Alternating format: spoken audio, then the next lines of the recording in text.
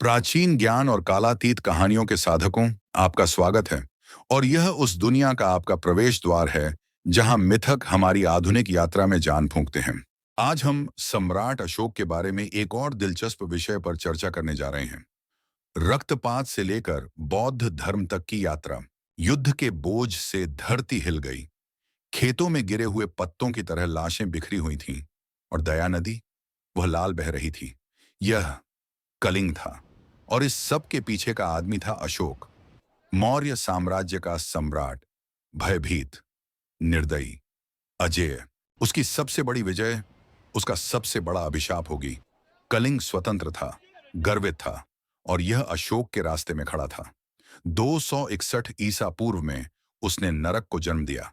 भारतीय इतिहास के सबसे खूनी युद्धों में से एक। 1 लाख से अधिक लोग मारे गए, पुरुष, महिलाएं, बच्चे। कलिंग ने प्रतिरोध किया, लेकिन उसे कुचल दिया गया। विजय। लेकिन जब अशोक खंडहरों के ऊपर खड़ा था तो कुछ टूट गया। चीखें फीकी नहीं पड़ी, मौत की गंध हवा में घुल गई। और फिर सम्राट रोया। अपने लिए नहीं, सत्ता के लिए नहीं, बल्कि उन लोगों के लिए जिन्हें उसने नष्ट कर दिया था। उसने सब कुछ जीत लिया था और उसकी आत्मा खो गई। उस पल ने उसे हमेशा के लिए बदल दिया। कथावाचक, आशावान। अशोक युद्ध से दूर हो गया और ज्ञान की ओर चला गया। उसने बौद्ध धर्म को अपनाया, जो शांति का मार्ग था। उसने पशु बलि पर प्रतिबंध लगा दिया, अस्पताल बनवाए, पेड़ लगाए, और अपने साम्राज्य में उसने अपना नया संदेश पत्थर पर उकेरा।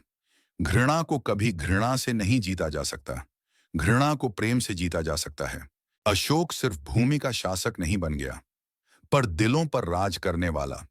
कलिंग की राख से इतिहास के सबसे दयालु राजाओं में से एक का उदय हुआ, और सदियों बाद भी उनकी विरासत आज भी गूंजती है, मंदिरों में, शिक्षाओं में, और भारत के राष्ट्रीय ध्वज के केंद्र में लगे चक्र में। वह सम्राट जो कभी खून से नहाया करता था, ने शांति चुनी और ऐसा करके अमर हो गया।